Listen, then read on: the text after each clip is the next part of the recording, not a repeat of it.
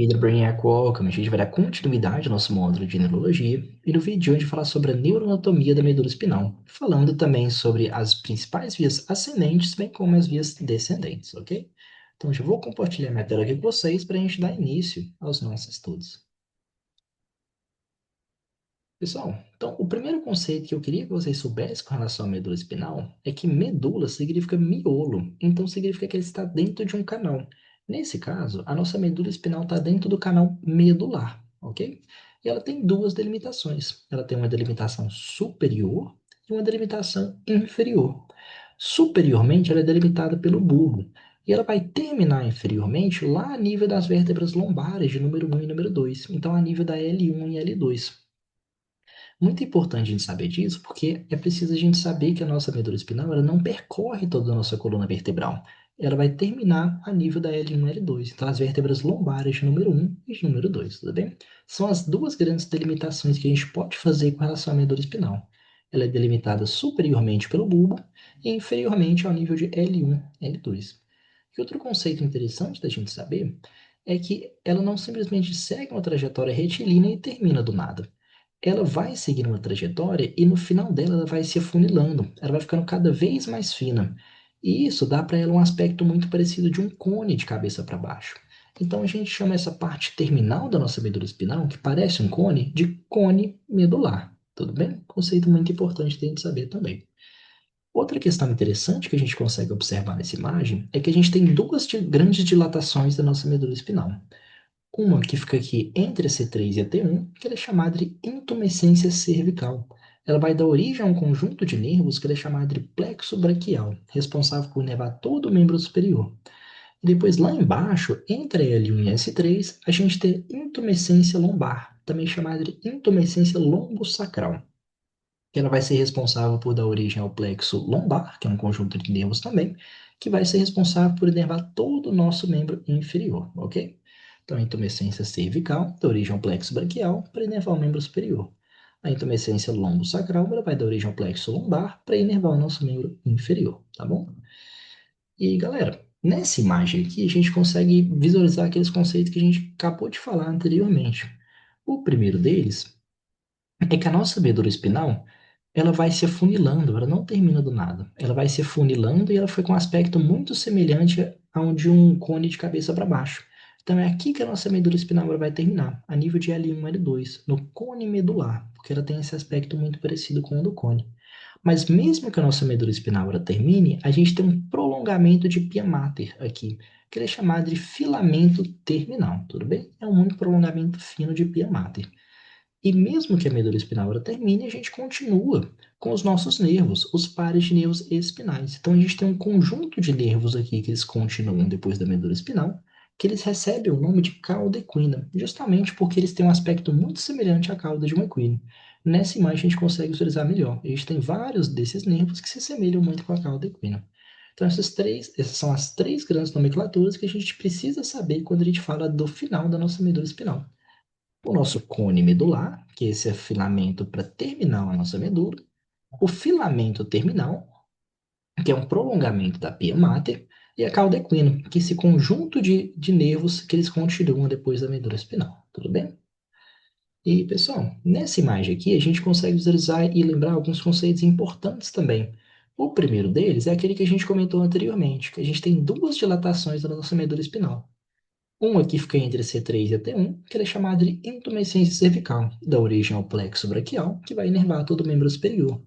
A outra fica entre a L1 e a S3, que ela é chamada de intumescência lombosacral, que ela vai dar origem ao plexo lombar, responsável por inervar todo o membro inferior. Outros conceitos que a gente consegue lembrar também nessa imagem é da nossa coluna vertebral, que a gente tem várias vértebras que são divididas em as sete primeiras, as sete mais superiores são as cervicais, depois a gente tem 12 torácicas, 5 lombares, 5 sacrais e 4 coxígeos. E entre essas vértebras a gente vai ter a passagem de 31 pares de nervos, que eles são chamados de nervos espinais, justamente porque eles saem da nossa medula espinal. A gente tem 8 pares de nervos que eles são chamados de cervicais, 12 torácicos, 5 lombares, 5 sacrais e um único que ele é coxígeo. A única questão que a gente tem que tomar um pouco de cuidado aqui é que a gente tem 7 vértebras cervicais, mas a gente tem 8 nervos que eles são cervicais. Isso acontece porque o primeiro nervo espinal, o primeiro nervo cervical, ele sai acima da C1. Então sai um nervo acima da C1, um embaixo da C1, um embaixo da C2, um embaixo da C3, até chegar embaixo da C7. Então totaliza 7 vértebras cervicais, mais 8 nervos espinais, que eles são cervicais. Tudo bem? Aqui a gente consegue visualizar aqueles conceitos que a gente falou anteriormente também. A medula espinal ela vai se afinando, formando cone medular, é aqui que ela termina, entre L1 e L2. Depois a gente tem um prolongamento da pia mater, que ele é chamado de filamento terminal, e um conjunto de nervos também, que ele é chamado de cauda equina. Tudo bem? E pessoal, agora a gente pode falar um pouquinho sobre as nossas meninges, aquelas 3 camadas que revestem o nosso sistema nervoso. Primeiro eu vou fazer uma explicação mais geral sobre as meninges aqui na nossa medula espinal, depois a gente entra em um pouco de particularidades de cada uma delas, tudo bem? Então, pessoal, as meninges, igual eu comentei anteriormente, são 3 camadas que revestem o nosso sistema nervoso, incluindo a medula espinal. Sendo que a mais externa é a dura mater, ela é a mais externa e a mais espessa, a mais dura. A gente tem no intermédio a aracnoide e a mais interna é chamada de pia mater. Quando a gente lembra o nome, fica bem tranquilo. Quando a gente decora, fica bem tranquilo da gente lembrar o nome. Mas muita gente me fala que confunde na hora de lembrar a posição delas. Então eu gosto de pensar da seguinte forma. Dura mater começa com D, de distante. Então ela fica mais distante da medula espinal. Pia mater começa com P, de próximo, então ela fica imediatamente aderida à medula espinal, ela fica mais próxima, mais perto da medula espinal, tudo bem? Essa é a forma que eu gosto de lembrar, e quando você pensa dessa forma, você acaba não confundindo mais a ordem das meninges, da mais externa para a mais interna, dura mater, aracnoide e pia mater. E pessoal, a gente tem alguns espaços entre essas meninges também. Por cima da dura mater, a gente tem um espaço que é chamado de espaço epidural. Embaixo da dura mater, ou seja, entre a dura mater e a aracnoide, a gente tem o espaço subdural. Embaixo da aracnoide, a gente tem um espaço maior, o espaço mais importante de todos aqui, que ele é chamado de espaço subaracnoide. Ele é tão importante porque é aqui que circula o nosso líquido cefalorraquidiano, também chamado de líquor. Então ele tem uma importância clínica muito relevante aqui, o espaço subaracnoide, por onde passa o líquido cefalorraquidiano, tá bom? Essas são as questões gerais que eu queria que vocês soubessem com relação às meninges. Agora a gente pode entrar em algumas particularidades de cada uma delas. Começando pela dura mater. A primeira coisa que eu quero que vocês pensem com relação à dura mater, que ela é a mais externa, ela é a mais espessa, mas também que ela não vai terminar junto com a nossa medula espinal. Aqui, por exemplo, a gente consegue ver o nosso cone medular. Então, a gente finalizou a nossa medula espinal aqui. Mas a nossa dura mater, ela vai continuar. A medula espinal, igual a gente comentou, ela termina a nível de L1, L2. A, a dura mater, ela vai continuar até a S2, mais ou menos. E quando ela continua dessa forma, a gente dá um nome para ela de fundo de saco. A gente dá esse nome por conta do seguinte: imagina que você tem um saco, você tem uma sacola, você vai colocando coisas dentro dela. Só que você não quer encher essa sacola, você quer deixar um espaço para caso você precise colocar mais coisas. É justamente isso, assim que a dura mater ela funciona. Ela podia revestir só até a nossa medula espinal terminal, mas ela vai revestir mais para caso precise ter mais coisas aqui dentro, tudo bem? Então, essa é a questão mais importante da gente saber com relação à dura mater. Ela é mais externa, ela é mais espessa, mas ela vai também formar o fundo de saco, então ela vai continuar até a S2. E a aracnoide, pessoal, ela vai meio que seguir a dura mater. Então, mesmo que o fundo de saco seja formado muito pela dura mater, ele também é formado pela aracnoide.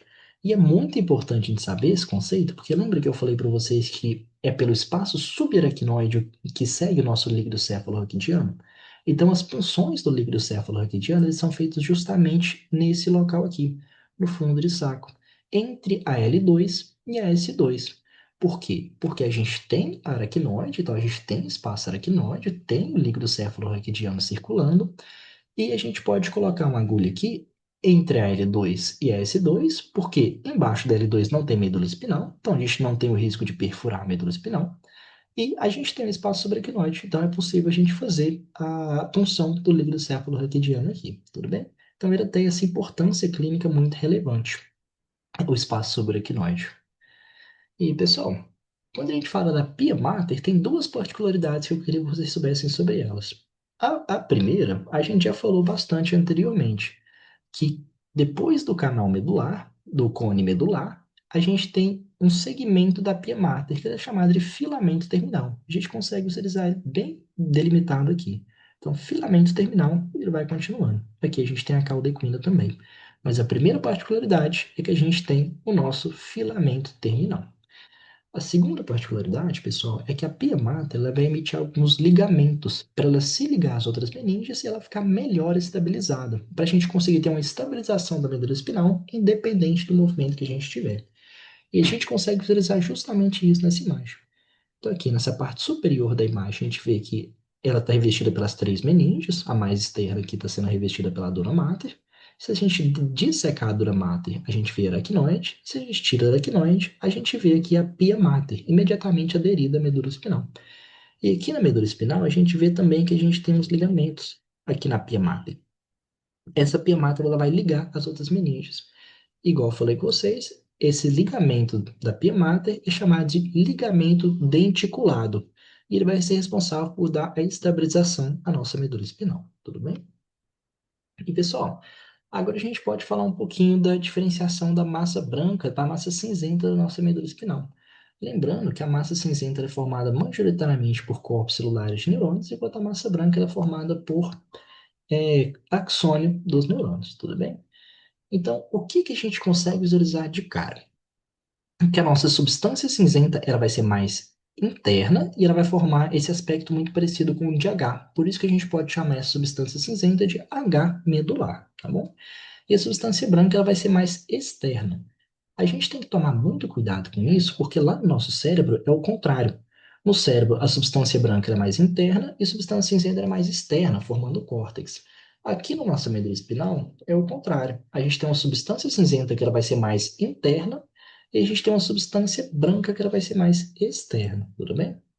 A substância cinzenta a gente pode chamar ela de corno e a substância cinzenta, a substância branca a gente pode chamar ela de funículo, tudo bem? Então, a gente pode fazer algumas delimitações aqui. Então, a substância cinzenta, igual a gente comentou, é o corno. Então, a gente tem o corno dorsal, o corno lateral, o corno ventral, o corno anterior. E os funículos. A gente tem o funículo dorsal, o funículo ventral, o funículo lateral. Mas como que eu sei onde que é anterior, onde que é o ventral, onde que é o posterior, ou seja, onde que é o dorsal? Por conta desses dois espaços aqui. Esse primeiro que ele é chamado de fissura mediana ventral. E esse outro aqui que ele é chamado de sulco mediano dorsal. Como que eu consigo diferenciar os dois? Pelo nome mesmo. Fissura mediana, fissura significa que tem um espaço, mas ele não está conectado. Então a gente vê que realmente tem um espaço aqui, mas eles não estão conectados os dois lados. Por isso que ele chama fissura. Fissura mediana anterior. A gente consegue visualizar também que a gente tem na parte posterior o sulco mediano posterior, ou sulco mediano dorsal. E como o nome ele já diz, sulco significa um espaço que ele é conectado dos dois lados. Então a gente vê que o sulco mediano posterior ele realmente é conectado dos dois lados. Essa é a maneira como a gente consegue diferenciar a parte anterior da parte posterior, tudo bem? Parte anterior fissura, então não tem conexão dos dois lados. E a parte posterior é o sulco mediano dorsal, sulco mediano posterior, que ele é conectado dos dois lados, tá bom? E pessoal, por que que é importante a gente saber sobre isso, para a gente conseguir identificar a parte anterior da parte posterior? Porque aqui do corno vão sair duas estruturas, vão sair duas raízes nervosas.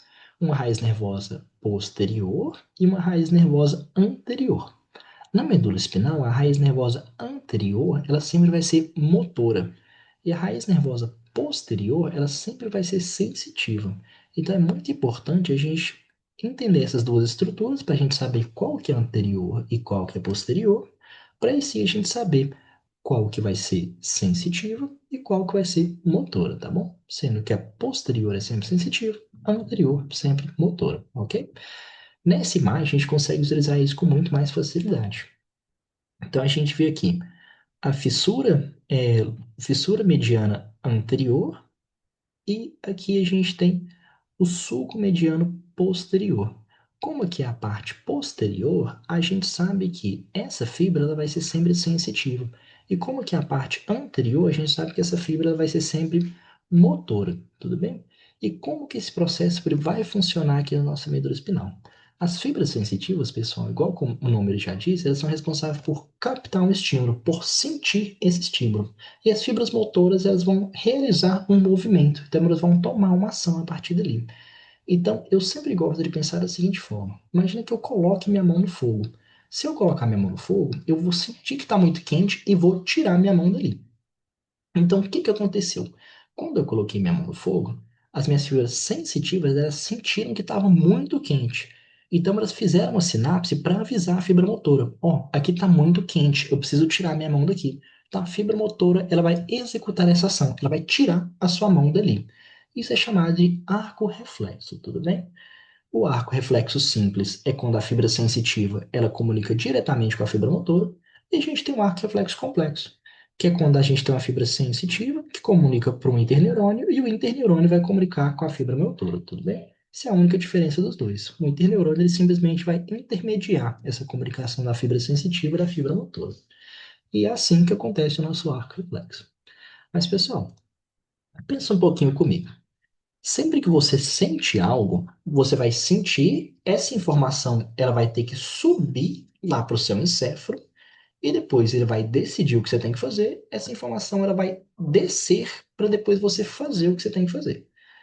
Então, as fibras sensitivas, a gente pode falar que elas são fibras ascendentes, porque você vai sentir essa informação, ela vai subir pela sua medula espinhal até chegar lá no encéfalo.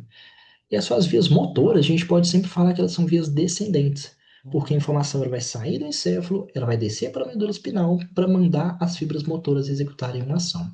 Então é exatamente isso que a gente vai estar estudando a partir de agora.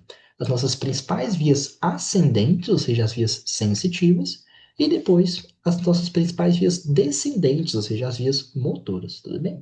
Lembrando sempre que a parte sensitiva é a parte posterior, a raiz posterior, e a parte motora, ela sempre vai voltar por meio da raiz anterior, a raiz ventral, ok? Então, pessoal, quando a gente fala das principais vias sensitivas, as principais vias ascendentes, a gente tem duas principais. Uma que ela é chamada de espinotalâmica, ou coluna anterolateral, e uma segunda que ela é chamada de coluna dorsal lemnisco-medial. Como que elas vão funcionar? A espinotalâmica, galera, ela vai captar sentimentos de dor, temperatura e um tato. Só que ele é um tato mais grosseiro, é um tato que a gente chama de tato protopático. Eu gosto de pensar que a espinotalâmica ela vai pegar informações que elas são mais grosseiras. Eu gosto de pensar que a dor, a temperatura, o tato protopático, eles são mais grosseiros, sabe? E ela vai funcionar da seguinte forma. Ela vai captar algum desses estímulos aqui e essa informação vai passar pela raiz dorsal, porque é sensitivo. Então, ela sempre vai passar pela raiz dorsal. Da raiz dorsal, pessoal, ela vai decussar. Decussar significa cruzar. Então, ela vai cruzar, ela vai decussar lá para a parte anterior e lateral. Então, ela vai para a coluna anterolateral. Por isso que essa via ela é chamada de via espinotalâmica ou coluna anterolateral. Então, ela começou na raiz posterior, ela decussou, ou seja, ela cruzou para a coluna anterolateral, ela vai subir pelo tronco cefálico, mas ela vai fazer sinapse só lá no tálamo. Por isso que essa via ela também é chamada de via espinotalâmica, porque ela passa diretamente da medula espinal e faz sinapse só lá no tálamo. Ela passa pelo tronco cefálico, mas ela não faz sinapse no tronco cefálico, ela só faz sinapse lá no tálamo. Então, quando você sabe o nome da via, você já sabe completamente como é que ela funciona. Então, se você sabe que ela chama espinotalâmica ou coluna anterolateral, você sabe que ela vai começar na raiz posterior, porque é sensitivo, ela vai decussar para a coluna anterior e lateral, e ela vai, como ela é espinotalâmica, ela vai direto da medula espinal lá para o tálamo.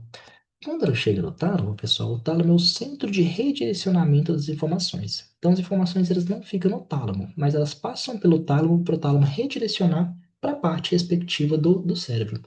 Então, o tálamo ele vai redirecionar as informações lá para o nosso córtex somatosensorial, para a gente ter essas sensações, ou de dor, ou de temperatura, ou do tato protopático, tá bom? Agora, a via coluna dorsal lemnisco medial. Por que que ela tem esse nome? A gente já vai entender. Ela, pessoal, ela vai começar lá na raiz dorsal, como todas as vias sensitivas, e ela vai continuar lá na coluna dorsal. Então a gente já entendeu o primeiro nome, via coluna dorsal. Depois, pessoal, ela vai subir e ela vai chegar lá no bulbo. Ela vai subir por meio de dois fascículos: o fascículo grácil, que é esse mais medial, e o fascículo cuneiforme, que é esse mais lateral. O fascículo grácil leva informações sensitivas dos membros inferiores e o fascículo cuneiforme dos membros superiores. Isso não é tão importante. O mais importante é a gente saber que ela começa na raiz dorsal, ela vai chegar lá no bulbo, por meio do fascículo grácil e fascículo cuneiforme, e quando ela chega lá no bulbo, aí sim ela vai decussar. Aí ela vai cruzar lá no bulbo. Esse conjunto de fibras decussadas, esse conjunto de fibras que cruzaram o bulbo, a gente dá o nome disso de lemenisco medial, tudo bem? Por isso que essa via ela chama coluna dorsal, lemenisco medial, ok? Então, depois que elas decussam no bulbo, elas sobem por meio do tronco cefálico e elas vão fazer sinapse lá no tálamo. O tálamo, centro de redirecionamento das informações, vai redirecionar essas informações lá para o córtex somatosensorial primário, ok? A via coluna dorsal lemnisco medial, ela leva informações relacionadas com o tato, só que é um tato mais discriminativo, um tato mais fino, que é chamado de tato epicrítico. Pressão, vibração e a propriocepção. Então, assim, na minha cabeça faz muito sentido pensar que as vias colunas dorsais, elas levam informações que elas são mais leves, então assim, tato, pressão, propriocepção, vibração, o tato fino, né? E a via espinotalâmica ela vai levar informações mais grosseiras, então de temperatura, tato protopático, dor. Para mim faz muito sentido pensar dessa forma. Mas caso você ache que não faça, funciona também decorar, funciona saber o que cada uma vai levar, tudo bem? Eu só acho que fica mais fácil a gente pensar dessa forma. Mas então, pessoal, essas são as duas principais vias ascendentes, ou vias sensitivas, tudo bem? Agora, galera, a gente pode dar uma olhada nas nossas vias motoras, ou seja, as vias descendentes. Então, a gente sabe que as vias ascendentes, elas começam na raiz dorsal, as vias motoras, ou vias descendentes, elas vão terminar lá na nossa raiz ventral, a raiz anterior. A principal via motora que a gente tem que saber, pessoal, são os nossos tratos córticos espinais. A gente tem dois tratos córtico espinal, o trato córtico espinal lateral e ventral. E eles funcionam da seguinte forma: eles vão começar lá no nosso córtex, principalmente no nosso córtex motor. Do córtex motor, essas informações elas vão passar, elas vão descer, elas vão passar pela cápsula interna. Depois que elas passam pela cápsula interna, elas vão descendo, descendo, descendo até chegar aqui no bulbo. No bulbo, galera, a gente tem uma estrutura que é chamada de pirâmides bulbares. E no meio dessas pirâmides, a gente tem a decussação das pirâmides, que é onde as fibras elas vão cruzar no bulbo. Só que não é 100% das fibras que elas cruzam no bulbo. Cerca de 90% dessas fibras elas cruzam, elas decussam na decussação das pirâmides, mas sobra cerca de 10%. E é justamente isso que faz ter esses dois tratos córtico-espinal. Os 90% que cruzam, que passam pela decussação das pirâmides, eles vão descer por meio do funículo lateral. Então, eles recebem o nome de trato córtico-espinal lateral. Os outros, pessoal, os outros 10% que eles não decussaram na decussação das pirâmides, eles vão passar pelo funículo ventral e receber o nome de trato córtico-espinal ventral, tudo bem? Então é importante a gente saber que o trato córtico-espinal lateral ele vai ser muito mais numeroso e ele vai ser muito mais importante do que o ventral, justamente porque ele é composto por cerca de 90% das fibras nervosas, todas aquelas que decussaram por meio da decussação das pirâmides, ok? Enquanto os outros 10% eles vão compor o trato córtico-espinal ventral. Nessa imagem, pessoal, do Mangelo Machado, ele traz de maneira bem mais detalhada essa questão que a gente falou. Então, a gente tem fibras espalhadas por todo o nosso córtex motor, e quando essas fibras elas estão espalhadas, a gente chama isso de corona radiata. Depois, essas fibras da corona radiata elas vão se juntar, então elas vão passar lá pela cápsula interna.